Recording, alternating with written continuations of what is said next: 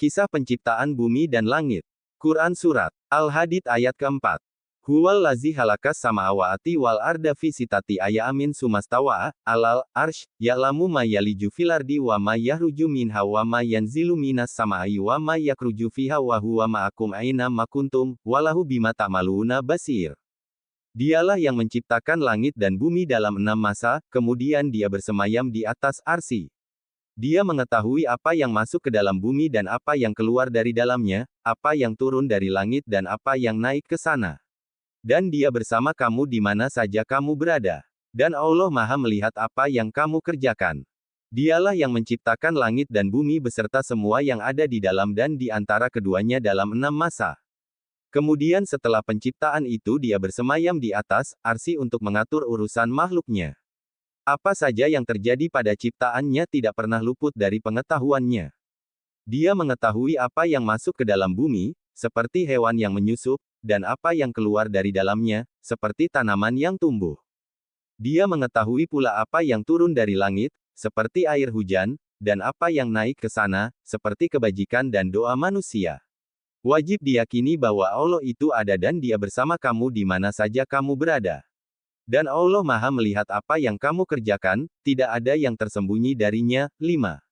Allah adalah pencipta semua makhluk, karena itu miliknyalah kerajaan langit dan bumi.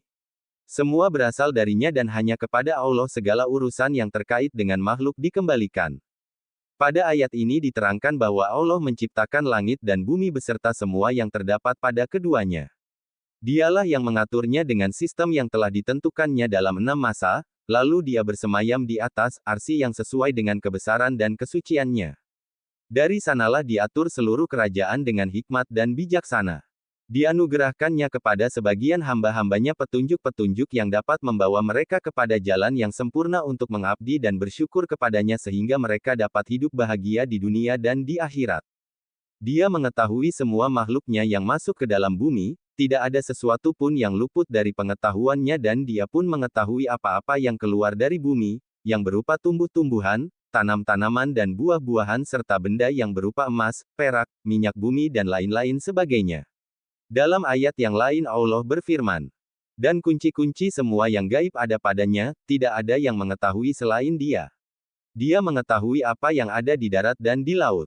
Tidak ada sehelai daun pun yang gugur yang tidak diketahuinya. Tidak ada sebutir biji pun dalam kegelapan bumi dan tidak pula sesuatu yang basah atau yang kering, yang tidak tertulis dalam kitab yang nyata. Lauh Mahfuz Al-An'am ayat 59. Allah mengetahui apa yang turun dari langit seperti hujan, malaikat dan amal perbuatan yang baik, sebagaimana firman Allah dalam ayat berikut ini. Barang siapa menghendaki kemuliaan, maka ketahuilah kemuliaan itu semuanya milik Allah. Kepadanya akan naik perkataan-perkataan yang baik, dan amal kebajikan Dia akan mengangkatnya. Adapun orang-orang yang merencanakan kejahatan mereka akan mendapat azab yang sangat keras, dan rencana jahat mereka akan hancur. Fatir ayat 10. Allah melihat segala perbuatan manusia dimanapun ia berada. Dia mengawasi manusia, mendengar perkataannya, mengetahui apa-apa yang manusia sembunyikan dan yang tergerak dalam hatinya, sebagaimana firman Allah dalam ayat berikut ini. Sama saja, bagi Allah, siapa di antaramu yang merahasiakan ucapannya dan siapa yang berterus terang dengannya, dan siapa yang bersembunyi pada malam hari dan yang berjalan pada siang hari. Ar-Ra'd ayat 10. Sumber, Kemenak,